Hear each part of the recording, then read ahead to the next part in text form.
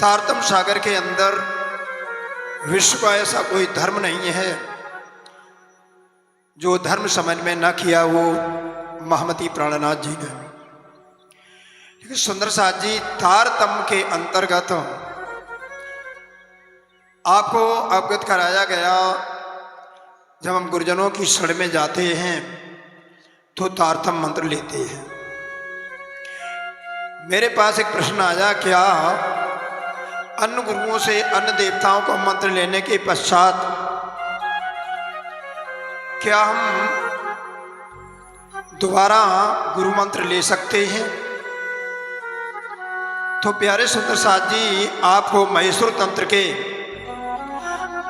अध्याय 28 में और श्लोक संख्या 25-26 पढ़ने को मिलेगा।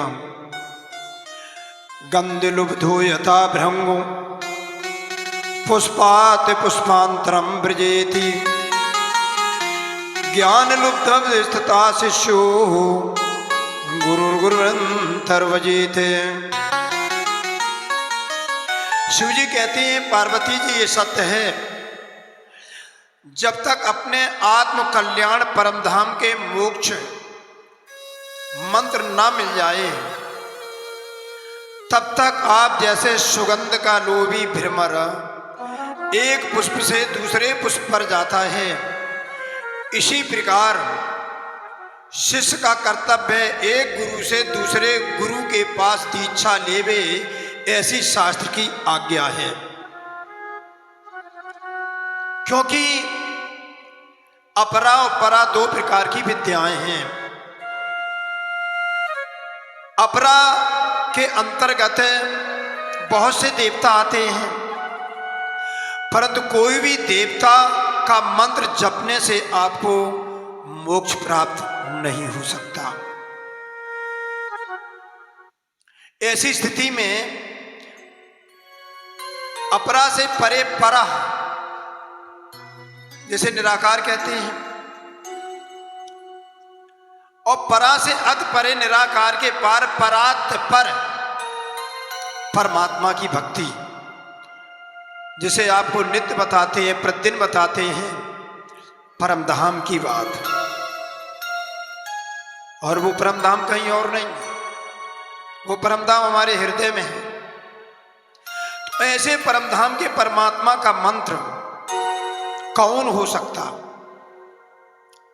बहुत से लोग प्रश्न करते हैं कि मेरे पास तो कृष्ण मंत्र है और मैं बहुत दिनों से कृष्ण मंत्र जपता हूं।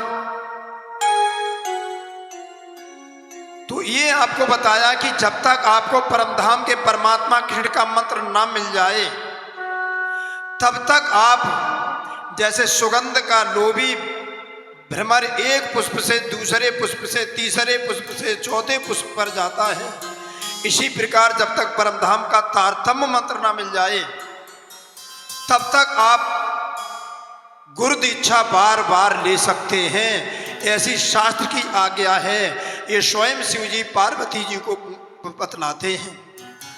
और पार्वती जी ने पूछा, क्या हम एक बार दीक्षा लेने के बाद क्या हम किसी दूसरे गुरु से दीक्षा ले सकते हैं? उस समय शिव जी ने बताया, पार्वती जी जब तक परमधाम का मंत्र परमात्मा का ना मिल जाए तब तक हम गुरु की दीक्षा बार बार ले सकते हैं।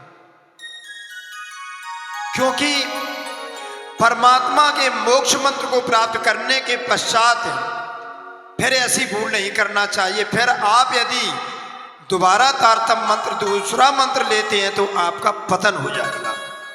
क्योंकि परमात्मा से परे दूसरे कोई शक्ति नहीं है, और दूसरे गुरु से जब मंत्र लेंगे तो वो नीचे अपरा विद्या के मंत्र देंगे, अन्य देवी देवताओं के मंत्र देंगे, उसमें आपका पतन निश्चित हो जाएगा। ये बहुत गोपनीय बात मैं आपको बता रहा हूं। शिवजी ने 64 तंत्रों का वर्णन किया और 64 तंत्रों में 25 तंत्र उन्होंने आध्यात्म तत्व के आत्म तत्व का बोध कराया है। प्यारे सुंदर साथ जी, पुनः पार्वती जी ने प्रश्न कर दिया, प्रभु ब्रूतिम चा महेशान मंत्रराज महेश्वर यश श्रवण मात्रेण सर्व मंत्र फलम भवेते। शिव जी ने प्रश्न किया प्रभु, पार्वती जी ने प्रश्न किया प्रभु, ब्रूतम च महेशान मंत्र राजम महेश्वरम यश श्रवण मात्रेण सर्व मंत्र फलम भवेते। पार्वती जी ने कहा प्रभु, वह सभी मंत्रों का कौन सा मंत्र राज है जो सभी मंत्रों का राजा है? हे महेशान, आप उस मंत्र राज को मेरे प्रति कहें जिसके श्रवण मात्र से ही संपूर्ण मंत्रों के फल की प्राप्ति होती है। एक बार सुन लो, जितने मंत्र हैं संपूर्ण मंत्रों का फल प्राप्त हो जाता है। इसलिए हे पार्वती जी, इस मंत्र को मैंने किसी के प्रति नहीं कहा, सदैव उसे गुप्त रखा, और तुमको भी किसी के प्रति नहीं कहना चाहिए, क्योंकि नेतज ज्ञानम वरारोहे भक्तम योग वरानने राजदेयम शिरोदेयम देयम सर्व वर्षमप्योति ना देयम ब्रह्म विज्ञानम सत्यम सत्यम सुस्मिते। देवी, ये मंत्र, यह ब्रह्म विज्ञान साधारण किसी को नहीं दे देना चाहिए। हे श्रेष्ठ मुख वाली, पवित्र हर्ष वाली देवी, ये सिर भी देने योग्य है, सर्वस्व भी देने योग्य है, परंतु ये परम तत्व परमात्मा के परम धाम का एकमात्र मंत्र है पतार्थम। वो किसी प्रकार किसी को ऐसे नहीं देना चाहिए। इसलिए देवी, तुमको ये ऐसे गुप्त करके रखना चाहिए जैसे मानो अपने गुप्तांगों को छिपा के रखता है। इसलिए तो देवी पार्वती जी कहती है, प्रभु मेरे को बड़ी उत्सुकता हो रही है, मेरे को यह बता ही दीजिए वो कौन सा मंत्र है। शिव जी कहते, देवी जी, देवेशी मंत्रराजोयम भात गोप्यथरो महान पातकान प्रिलियंते सत्यकृत जपादिपि।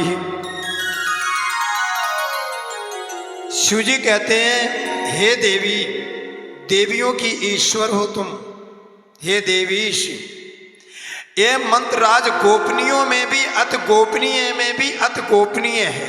3 बार कह रहे हैं। और ये सब जितने मंत्र हैं उस सभी मंत्रों का राजा है, इसीलिए इसको मंत्र राज कहते हैं। इस मंत्र के एक बार जपने से संपूर्ण पाप नष्ट हो जाते हैं। इसलिए देवी, इसलिए मैंने किसी को नहीं कहा। हमको लगता कि तुलसीदास ने यहीं से ये चौपाई रखी है, खग जाने खगही की भाषा जासे उमा गुप्त कर राखा। वो मंत्र किसी को नहीं बताया।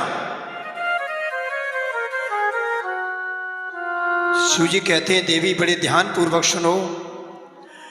सप्तकोट महामंत्रास्तवाग्रे कथतामया तेषु श्री कृष्ण मंत्रास्य च बहवः कीर्तास्तवस्तव। देवी, मैंने तुम्हारे प्रति अब तक 7 करोड़ मंत्र कहे, 1-2 मंत्र नहीं कहे। मैंने तुम्हारे प्रति अब तक 7 ही करोड़ मंत्र कहे हैं। वह मंत्राज गोपनीय मंत्रों में अति गोपनीय, इसलिए मैंने उस मंत्र को अब तक नहीं कहा। मैंने तुम्हारे प्रति जो 7 करोड़ मंत्र कहे, उसमें बहुत से कृष्ण मंत्र भी कहे हैं। बहुत से लोग कहते हैं मैं तो कृष्ण कृष्ण जपता हूं, मैं तो राधे राधे जपता हूं। तो कृष्ण कृष्ण कहोगे तो रुक्मिणी पति भी कृष्ण हैं, विष्णु रूपी भी कृष्ण हैं। ध्यान रखना प्यारे सुंदर साथ जी, विष्णु रूपी भी कृष्ण हैं और गोलोक धाम के राता पति भी कृष्ण हैं। परंतु श्रीमद् भगवत गीता के जब 15वें अध्याय का 6वां श्लोक पढ़ेंगे तो परम धाम की बात होती है। भगवान कृष्ण कह रहे हैं ना तदवास्ते सूर्यो न शशांको न पावका यदगत्वा न निवर्तन्ते तद्धाम परमम मम। जहां सूर्य अग्नि प्रकाशित नहीं होती, चंद्रमा प्रकाशित नहीं है, वहां पहुंचकर वापस नहीं आते, वह मेरा धाम परम धाम है। परम वैकुंठ धाम से तो वापस आते हैं। जय विजय को श्राप लगा, सनकादि ऋषियों ने दिया। ब्रह्मवत पुराण देवी भागवत के अनुसार वैकुंठ धाम से 50 करोड़ योजन दूरी पर गोलोक धाम है।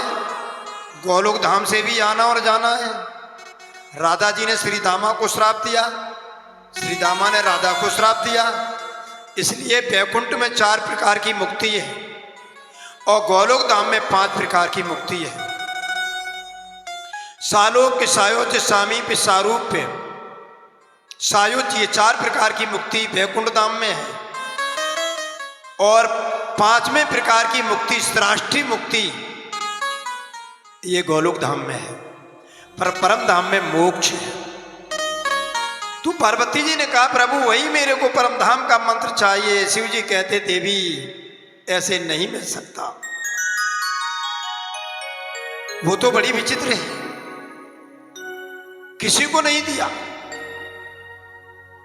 मैं तुमको कैसे दूं। लेकिन देवी याद रखो, क्योंकि रासलीला प्रविष्टस्य पुरा गोपाल रूपड़ा प्रोक्ता मंत्र महेशान तत्रायाम गोपितो मया। देवी ये जो 7 करोड़ मंत्र मैंने तुम्हारे लिए कहे हैं, ये 7 करोड़ मंत्र मैंने तुम्हारे लिए तब कहे थे जब भगवान श्री कृष्ण पहले वृंदावन में, भारत देश के अंतर्गत वृंदावन में, प्रतिबिंबिक वृंदावन में, ये असली वृंदावन नहीं है सुंदर साथ जी, प्रतिबिंबिक वृंदावन में, प्रतिभास की वृंदावन में, प्रतिबिंब का प्रतिभास के वृंदावन में होने वाली व्यवहार की रासलीला में जब प्रविष्ट हो गई थी। कौन? श्री कृष्ण। उस समय मैंने तुम्हारे प्रति 7 करोड़ मंत्र कहे और ये 7 करोड़ मंत्र तो मैंने कह दिए थे, लेकिन मुख्य मंत्र नहीं कहा था, क्योंकि अत्यंत गोपनीय होने से देवी मैंने वो मंत्र नहीं कहा था। अब आप यहां बात आती है कि व्यवहार की लीला और वास्तु की लीला क्या है। तो श्रीमद् भागवत के गीता पर गोरखपुर से प्रकाशित होती है और श्रीमद् भागवत के दूसरे खंड के माध्यम में स्कंद पुराण के अंतर्गत का महत्तम दिया है भागवत का, और अध्याय 1 है माध्यम का। उसमें श्लोक संख्या 24, 25, 26 पढ़ेगी। कहते सर्ग स्थित्यप्या यत्र रजा सत्व तमोगुणई लीलैव दुविद्याम तस्व वास्तवी व्यवहार की। परमात्मा की लीला प्रकृति मूल प्रकृति से परे है। जब परमात्मा अपने सत्संग अक्षर ब्रह्म से उनकी इच्छा मूल प्रकृति से प्रकृति प्रकट होती है, तो प्रकृति के 3 गुण होते हैं, सतोगुण, रजोगुण, तमोगुण। इन 3 गुणों से नहीं ब्रह्मा विष्णु महेश सतोगुण, रजोगुण, तमोगुण के द्वारा सृष्टि की स्थिति प्रलय की प्रतीत होती है। इस प्रकार भगवान की लीला 2 प्रकार की है। लीलैम दुविद्या तस् वास्तु की व्यवहार की। एक लीला वास्तु की है और दूसरी लीला व्यवहार की है। वास्तवी तत्व सुषुम वेदाम जीवा नाम व्यवहार की। वास्तु की तत्व सुषुम वेद जीवा नाम व्यवहार की। जो वृंदावन में जो लीला हुई थी ये व्यवहार की लीला है, वास्तु की लीला नहीं है। अध्याम बिना द्वितीया न द्वितीया न ज्ञात्या कुचित।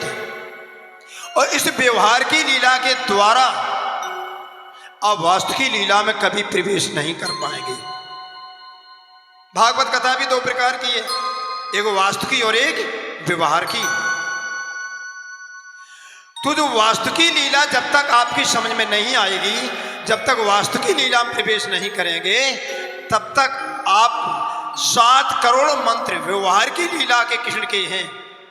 जो व्यवहार की लीला वृंदावन में हुई है, पृथ्वास के वृंदावन में व्यवहार की लीला हुई है, इस व्यवहार की लीला के 7 करोड़ मंत्र हैं। और ये 7 करोड़ मंत्र आपको परमधाम मोक्ष प्राप्त नहीं करा सकते। रात दिन कृष्ण कृष्ण जपो,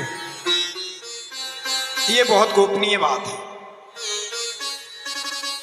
इसलिए क्योंकि वास्तु की लीला के राज्य में व्यवहार की लीला का कभी प्रवेश नहीं हो सकता। हम टेलीविजन पर देखते हैं, प्रतिदिन अमेरिका देखते हैं, पूरा विश्व देखते हैं। क्या हम सहज ऐसे अमेरिका पहुंच जाएंगे? उसके लिए तो बहुत कुछ करना पड़ेगा ना। ये तो अमेरिका की बात हो रही है, अन्य देशों की बात हो रही है, ये बात परमधाम की हो रही है। तो ये तो संसार की बात हो रही है। परमधाम की वास्तु की लीला को जानने के लिए तारतम्य नहीं जानाति सच्चिदानंद लक्षणम, हमको तारतम मंत्र लेना पड़ेगा। बिना तारतम मंत्र के, और एक बात याद रखना, उस तारतम मंत्र के अंतर्गत 7 करोड़ महामंत्रों का फल भी छिपा हुआ है। यदि आप तारतम महामंत्र का जाप करते हैं तो 7 करोड़ मंत्र 7 करोड़ बार जपो, और तारतम मंत्र को 1 बार जप लो। बराबरी नहीं हो सकती। महेश्वर तंत्र के पटल संख्या 29 में आपको यह पढ़ने को मिलेगा। और एक ग्रंथ आता है पुराण संहिता, तो पुराण संहिता में आपको पढ़ने को मिलेगा, शांग मध्यनम कृत्या देवानाम शुद्ध मा पुण्यत्यात् यत् संभाषणम मात्रस्य कला नारहंत सा सकृति। कह रहे हैं कि आप 6 अंगों से वेदों का पाठ करें। शिक्षा, कल्प, निरुक्ति, छंद, ज्योतिष और व्याकरण के मूर्धन्य विद्वान हो जाओ। वेदों का अध्ययन करने पर जो शुद्धि प्राप्ति नहीं हो सकती, वो शुद्धि केवल परमात्मा के परमधाम के स्मरण मात्र से प्राप्त हो जाएगी आपको। ये पुराण संहिता के अध्याय संख्या 31 के श्लोक संख्या 79 में पढ़ने को मिलेगा। और आगे 80 श्लोक में 80वां श्लोक में कहते हैं पुराण संहिता के अंतर्गत, शब्द कोट महामंत्रा जपेवोत्तम यत् फलम महति। 7 करोड़ मंत्र, महामंत्र, साधारण मंत्र नहीं, शब्द कोट महामंत्र जपोक्तम यत् फले में महते न तस्य मा पुण्याप्नोति वासना स्मरणेन ही। यानी 7 करोड़ जो महामंत्र व्यवहार की लीला के कहे गए हैं, वो 7 करोड़ व्यवहार की लीला के मंत्र 7 करोड़ बार, जैसे महामंत्र में गायत्री मंत्र भी आता है, 7 करोड़ बार गायत्री मंत्र को जप लो और 1 बार तारतम मंत्र को जप लो। बराबरी नहीं हो सकती। किसकी? तारतम मंत्र की। इसलिए मेरे प्यारे सुंदर साथ जी, आप बड़े सौभाग्यशाली हैं जो आपको तारतम मंत्र मिला। ये बात सुनकर के पार्वती जी कहने लगी, तो प्रभु ये कब प्रकट होगा मंत्र? तो कहा कि ये मंत्र कलयुग में प्रकट हो जाएगा। इसलिए कलयुग के समान कोई युग नहीं है। और उसी पुराण संहिता के 32वें अध्याय में स्वयं व्यास जी ने जब ये सुना तो व्यास जी कहने लगे, कलिर्धन्या कलिर्धन्या कलिर्धन्यो महेश्वर यत्र कृष्ण प्रियाणाम कांक्षा वासना समुपाविशन। हे महेश्वर, यह कलयुग धन्य है। 3 बार कह रहे कलयुग धन्य है, कलयुग धन्य है, कलयुग धन्य है, जिसमें अक्षरातीत परमधाम के परमात्मा कृष्ण की वह ब्रह्मात्माएं प्रकट होंगी। और जब ये प्रकट होगी तो उस समय ये निज नाम प्रकट हो जाएगा। और जो प्रकट होगी कौन? परमधाम की सुंदरा सखी कौन? सतगुरु देवचंद जी के रूप में प्रकट हुई। इंद्रावती सखी मेरा ठाकुर के रूप में। अंत में महामती प्राणनाथ जी 5 स्वरूपों में परमात्मा के स्वरूप जाने जाते हैं, लेकिन हम अपने को समझ नहीं पा रहे। तारतम मंत्र कृष्ण प्रणामी धर्म में निजानंद संप्रदाय में तारतम मंत्र लेने के बाद भी प्यारे सुंदर साथ जी, यदि आप रुद्राभिषेक करते हैं, आप गणेश जी की पूजा करते हैं, अन्य देवताओं की पूजा करते हैं, तो आप महापाप कर रहे हैं, आप परमात्मा का अपमान कर रहे हैं। पता है आप लोगों को?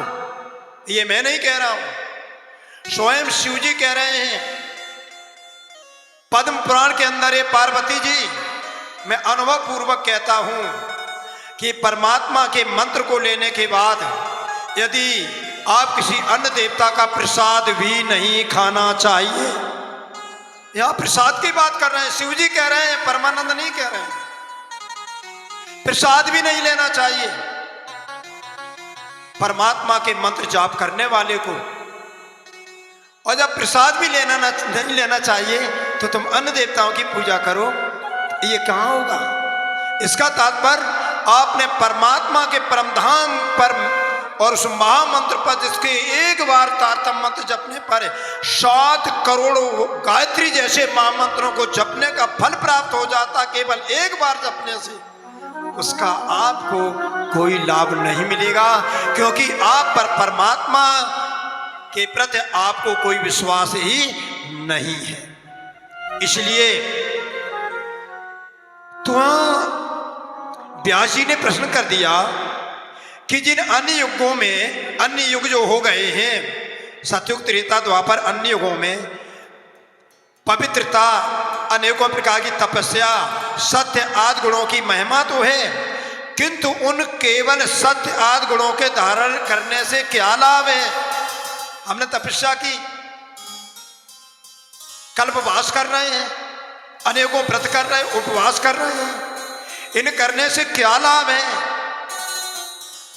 क्यों कि हमको जब आने जाने यानी जन्म मरण की व्याधि रूपी, जन्म मरण की असाध्य व्याधि से हमें छुटकारा न मिले, हम बार बार जन्मे, बार बार मरे, इससे छुटकारा न मिले, तो ऐसी तपस्या से, ऐसे व्रत से, ऐसे कल्पवास से, ऐसे तीर्थ स्नानों से क्या लाभ है? ये कौन कह रहे हैं? व्यास जी कह रहे हैं। क्योंकि सारी तपस्या का फल, सारे तीर्थों का फल, सारे उपवासों का फल, सारे व्रतों का फल, सारे यज्ञों का फल एक फल है कि आपको तारतम मंत्र मिल जाए, परमधाम का मंत्र मिल जाए, तारतम महामंत्र 7 करोड़ मंत्रों का राज मंत्र मिल जाए, जिसके जपने से ये सब फल मिल जाएंगे आपको, और अंत में तुमको मोक्ष रूप मिल जाएगा।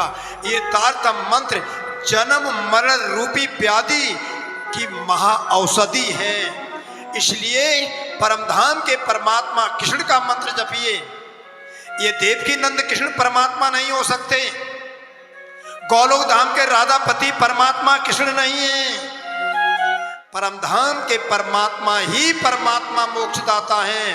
बोलो प्राणनाथ प्यारे की सुंदर साथ जी, याद रखना परमधाम के कृष्ण, परमधाम परमात्मा जो कभी मां के गर्भ में नहीं आते हैं। गोलोक धाम के कृष्ण 28वें द्वापर के अंत में आए हैं राधा जी के साथ, और